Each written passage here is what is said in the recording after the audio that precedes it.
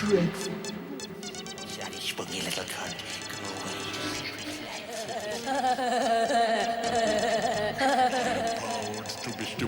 I am proud to be stupid. Tonight on Brass Eye, are we in a state of irreversible decline?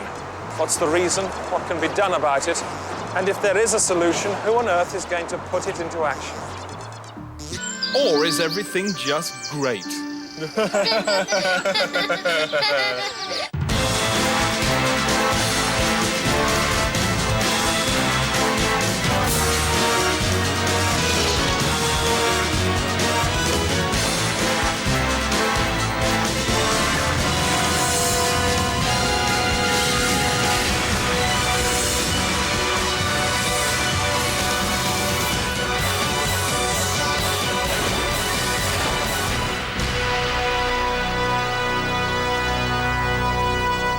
Good evening. Now, this is the nerve centre of tonight's programme. To help paint a true picture of the state of Britain, we have live surveillance cameras out. One of them has a reporter stuck on the front. Austin Tasseltine. Austin, what are you doing? I'm at a garage in the centre of Clapton in London, which is raided every 35 minutes, day and night. So we hope that during the next half hour or so, we may well see some action here this evening. We certainly do. Now, just 5 minutes ago, we received these disturbing pictures from a camera in a playground. They show an apparently innocent-looking children's game, which is in fact an exchange of drugs.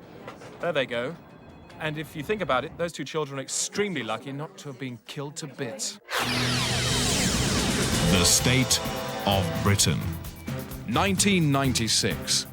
What is the true state of Britain? Basking in rude health? Or sick to the guts. It's the moral-mometer now reading less than 2 morals per head, due to massive value hemorrhage. Some would say Tish and Fipsy, but others wouldn't, due to repeat woundings from weapons like this and this. This is where pop happens. And pop is always looking for trouble. The new single by Blouse is a song of love to Myra Hindley, and it's caused more stink than a bomb in one of those holes in the ground at a rock festival that everybody shits in. When I saw your photo in the press, I thought, is she blonde under her dress? I thought, I hope they make her take off her dress for the next one. But they didn't even know it would be so much better if they had done her right sit down in a fag. Myra Hindley is a very complex woman, you know, and this song is about her hair. I used to have your picture in the toilet. I wanted you to see my naked body and oil it, but my mother had to catch me and spoil it. And I don't think even you could have given me more murder. All right. I don't think there's a single reference in the song to her brain, which I think maybe add a slight problem. Every time I see your picture, Myra, I have to phone my latest girlfriend and fire her. I find a prostitute that looks like you and Myra. Oh, your Myra. I do think if somebody's gone and bought this record, just because of the fuss that's been made about it, I think they should throw it away. And then they should go and buy another copy because they like the song. You better watch out, lady, I'm gonna have you lady. Just because I want her, just because I can get her, you can't. So pogo on that, you twat.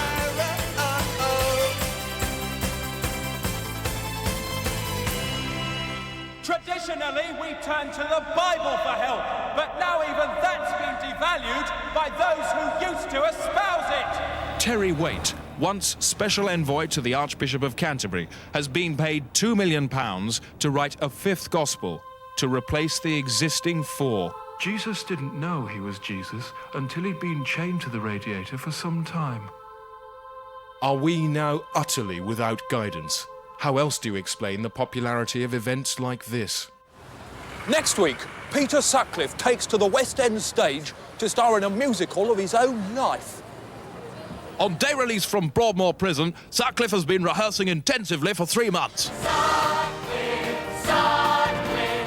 The role includes singing police chases, You'll never get me in the slammer. but finishes with Sutcliffe atoning for his crimes. And I really am so very truly sorry. Co-star Marigold Blenny says he's a kind man with a sense of humour. I mean, you see how dark it is here. I mean, he's always jumping out at you, whoa, like this. So what's the audience going to make of it? I think they'll go away thinking, maybe he's really a misunderstood man. Maybe that, 20 years ago he was taking the piss. But not everyone sees the positive side. Peter Sutcliffe is allowed out under police escort from Broadmoor to perform a work about his own life in musical form. The catch is, you see, he appears on stage and he says, "I'm sorry." I don't care what he's saying. Don't he say he's forfeited his rights to society by doing so much damage to society? His agent says it's a... His agent? What a game he's got here. Yeah, I know. What an agent? Well, a man who is in jail for the life. producer of the show. The producer of the show. Well, there shouldn't be a show. Should we revive our ailing culture, or should we just put it out of its misery? Or should we bring it back to life and then shoot it for letting us down so badly? You haven't got a clue, have you? But you will do if you watch for 30 minutes.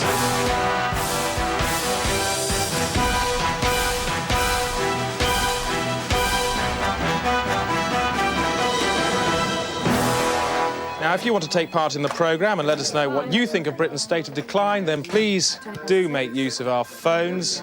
Just like to check at that garage where there could be an incident at any moment. Austin Tasseltine is there. Austin, anything... Austin, oi! Anything happened? No, nothing. Well, I mean, earlier on there was a small incident with a pen, but no, nothing serious, no. Can you tell me exactly what you mean by a small incident with a pen? Well, we don't know for sure. So why mention it? Just, it was a small incident, that's all, with a pen. Thanks, Austin. Well, now to shocking events that have actually happened, as we lift the whistle on drugs in the workplace and show how employees at Shaftesbury's Jams in Colchester are using illegal high drugs on a daily basis. Shaftesbury's Jam has run at a profit since 1977. Staff are encouraged to use cannabis, cocaine, crack and heroin whenever they feel the need. It's the weekly production meeting. The new product, Loganberry Jam, is behind schedule. Yeah, there is a delay. It's a twofold problem, really. I needed a clearer indication from marketing about 5 weeks ago of the shape of jar that we were going for. If I'd had it then, we'd only be about a week behind now. But I've got a couple of points I'd like to make here. I mean, Graham's lead times are way too long. They're not my lead times. These are the times given to me by the company. The company has used drugs to improve its performance for the past 17 years. Far too long. That's what's holding us up. Exactly. An hour later, the drugs are speeding efficiency and decision-making. The odd shirt is changed as old veins are damaged, and a small vomiting has taken place. There's no conceivable way we can make a profit. It's pretty fucking simple. The only problem seems to be Matthew, a new recruit from Spiller's Dog Foods, who's inexperienced at crack. Prestige jam, and that's what we've done. He's beginning to suffer. Having 75% fruit content. We do still have a prestigious product, Mandy, but I must agree with Matthew on this point. Because of financial restraints, our hands are tied. What if the lids were berry-shaped? Okay. We could have berry-shaped lids. No, we'll start at 70%, and then over a 2-year period, we'll decrease to a 55%. 18 months. I don't see how we can do that. And Well, because of our restraints, I'm afraid. Running. Going with what I've decided. And I've decided that we'll start at 70%, and over a 2-year period, we'll reduce to 55%. 18 months. No, I think 2 years has got to be the period, Matthew. I think 18 months is too short a time. Next business. Apricots. More jar trouble, Graham. Yeah. They're breaking. It's just it's a temperature control. Jam's coming out about a couple of degrees hotter than normal. Just really got to work on the thermostat of the valves. You should be all right. It's nothing to do with the German machinery. No, the machinery's fine. With the machinery itself. In time, Matthew will learn his level. With company profits still rising, it is unlikely that anyone here will want to change the chemistry.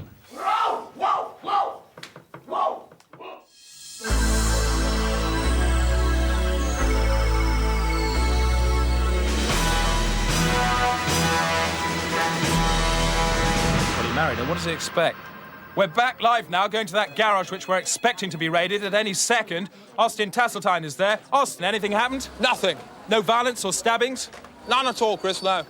What about those men behind you? What are they doing? I think they're just buying some petrol. Are you sure? Are you buying some petrol? Yeah. Yes. Thanks, Austin. Well, if that apparently innocent-looking purchase did turn into a shooting, then this is what it would look like.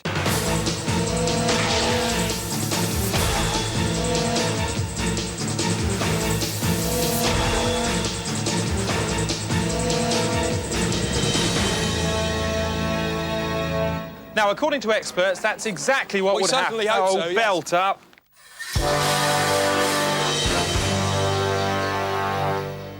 I'm sitting opposite a man. He knows nothing. He talks all the time. The result is he's a trenchant buffoon. He has no idea how to present television shows. He looks ridiculous in that fashion wear. He swans around all the time hoping that people will recognise him, when in fact nobody's even remotely interested. He's taking up enough time on this show already, and he hasn't even opened his mouth. God knows why he's here. I've nothing to ask the guy. And for all I know, he may well be a bit of a Coco Shunter too. Darkus Howe. What's a Coco Shunter? Coco Shunter, that's just what I've got. Oh, sorry, that's the introduction to Robert Elms. Sorry, do you know Robert Elms? I've just read out the introduction to Robert Elms. She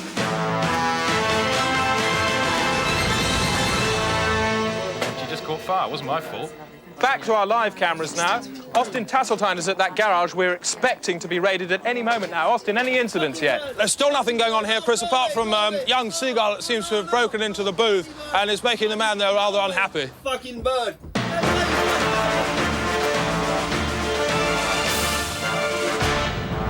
In a few minutes, has even our sense of fair play been eroded? News expos on's the growing fashion for torturing golf caddies. There's what they call a tea sandwich. And you hear that question, do you want tea? And that means just 20, 25 golf tees, mixture of wood and plastic in 2 big hunks of bread. And you're forced to eat that.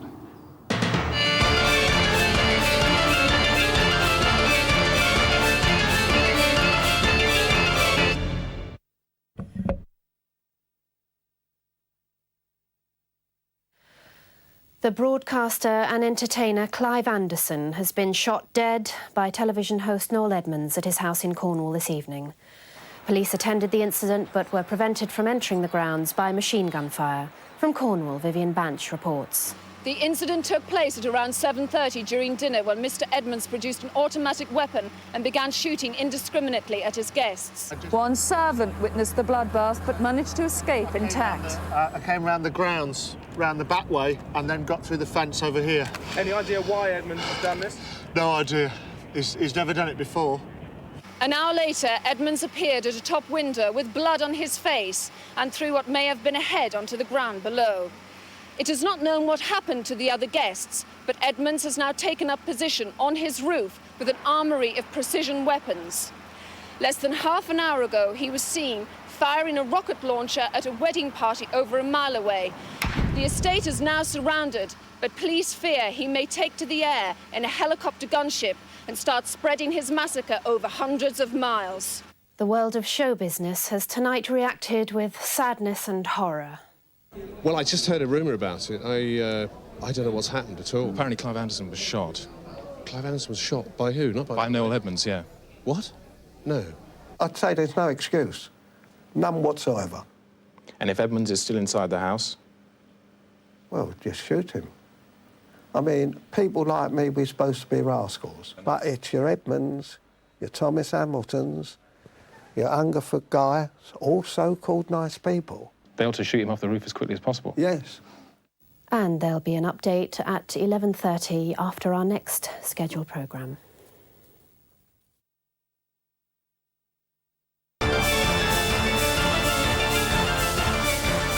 Coming up, can our decline be blamed on God? This is the house of God. So where's the landlord? It's infested with rot. I doubt if he's paid a visit in 20 years. These people, look at them. They're nothing more than tenants in a dead man's shack. That idiot pukes it out and they hoover it up like sick puppies.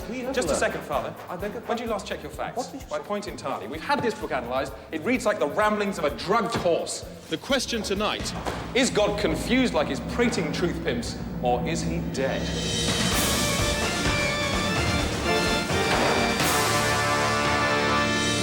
The Catholic Church is in turmoil after an apparition claiming to be Christ drunkenly cursed pilgrims at a holy site in Yugoslavia. He called us fucking idiots and said drink St. Peter's piss. Cardinal Hume was badly shaken by the vision and today issued what could be a resignation statement, saying, "It was bad enough to see him curse like a footballer, but I lost my faith completely when he farted on my balls."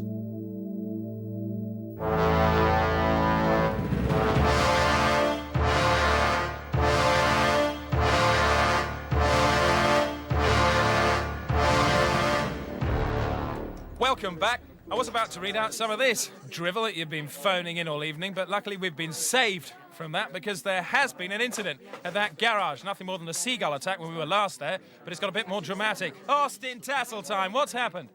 Things have become completely exciting here because the ferocity of the seagull became very unpleasant towards the man, and the man panicked and started shooting at it with some flaming lighter fuel. That's when I thought, no, because back garage, and the bird caught fire and smashed through the window into the forecourt next to a man who was filling up his car with petrol. And at this point, I find myself flying through a hedge with precaution. The garage man produced an air pistol and started shooting at the bird, but instead he hit the man in the knee. And the man, I think, must have wheeled around and sprayed absolutely everything with petrol, because when the bird blew up, the whole place went sky high. And I've certainly never seen any... I mean, I'm not sure if this is a true disaster or just a cross between a very unpleasant event and a rather stupid one.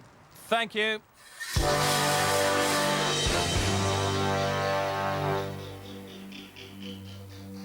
This is the Frankie Fraser madometer, right? So it's a low miff down here, a mad as a lorry up that end, and all the stages in between. Some examples, right? Somebody gives you a bit of verbal GBH of the ear roll. Is that low? That's low, yeah. That's low, OK, so that might go there. Some Herbert's touching up your bird. Wouldn't like that, no. OK, fondled by a nonce. Oh, he'd suffer for that. Right, OK, so that might be up here. Being grassed up to the filth. That would have to go up here. Right up here. OK, now I'm interested to see what happens now. Reading about a pervert who interferes with the kids. Well, if you had another one further along here... So that can go actually off the scale? Yeah. All right, and I just want to... Anything go with him. Anything at all? Anything. Right. Here you are being grassed up to the filth. How would you feel if you there had accidentally grassed yourself? Well, that's my own fault in the beard, wasn't it? So that will make you less mad? Well, if I've accidentally grassed yourself, you'd have yourself to blame. But how on earth could you grass yourself? I don't know, you might have got drunk or something, you might have given yourself away. No way, no, you don't do that. That can't happen, no. We're too experienced now. Was there ever a time when you weren't experienced? Never, no. Do you think you were born experienced enough not to grass yourself? I think so, yeah.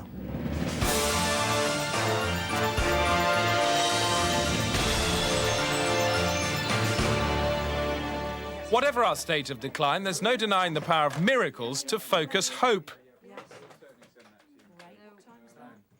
Moss Staples has been to Ireland, where he done this. Ballacreen, rural, pastoral and peaceful.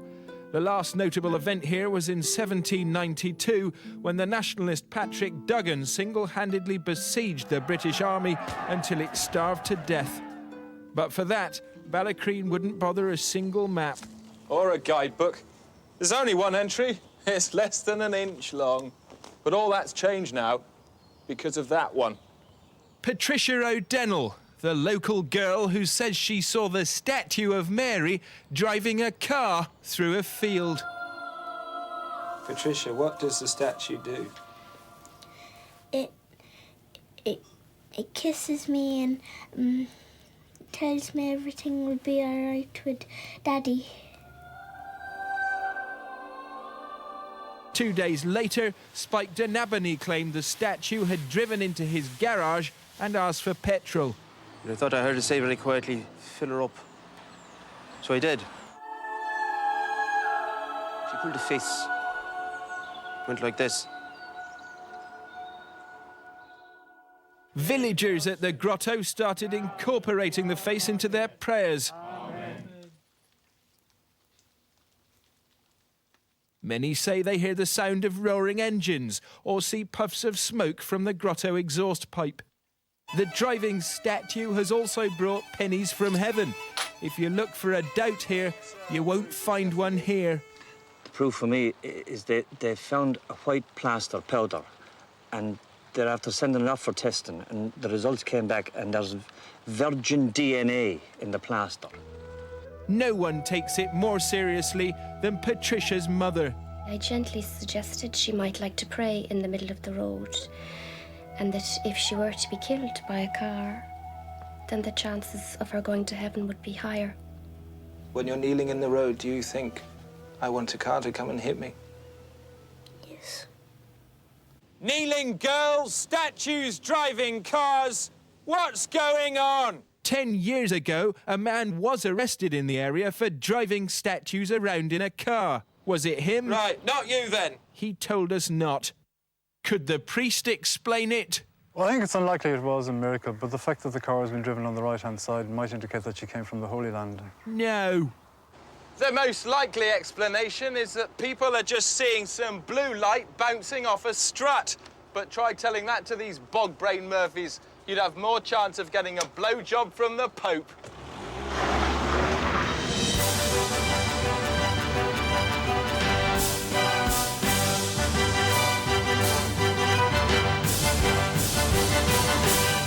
Well, just a moment to recap on the state of Britain. Your phone calls tonight have been described variously as rabid, pig-ignorant, and stultifyingly ill-informed.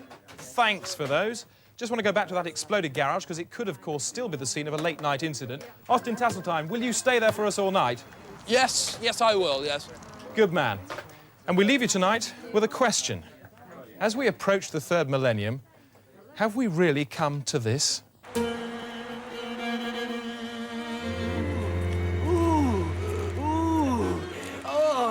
I'm afraid the answer is yes. Good night.